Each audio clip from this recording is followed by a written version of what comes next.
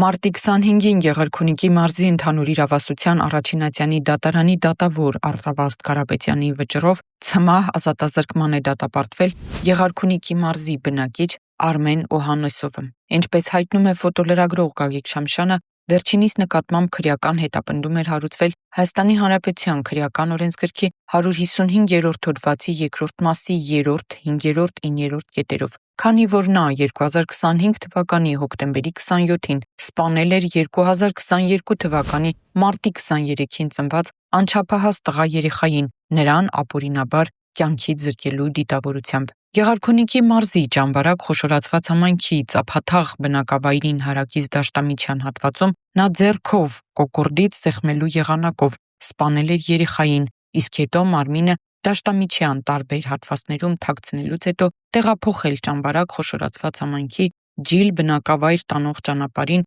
հարակից դաշտամիջյան հատվածում և թողել։ Երեխայի մարմինը հայտնաբերվել էր նոյեմբերի 2-ին։ Նշված արարքը հիմնավորված համարելուց հետո դատավոր Արտավազդ Կարապետյանի որոշմամբ կայացված դատավճռով նա դատապարտվեց ցմահ ազատազրկմամբ։ Հիշեցնենք, որ նոյեմբերի 2-ին մի քանի օր շարունակ որոնողական աշխատանքների արդյունքում Գեղարքունիքի մարզում հայտնաբերվեց հոկտեմբերի 27-ից որպես անհայտ որոնվող Ծափաթաղ գյուղի բնակիչ 3-ամյա Տիգրանի մարմինը։ Փրկարարները, պարեկները և ոստիկանները երեխայի դին հայտնաբերել էին Ծափաթաղ գյուղի հարակից Ջիլ գյուղի ցուցանակից մոտ 60 մետր հեռավորության վրա դաշտամիջյան հատվածում։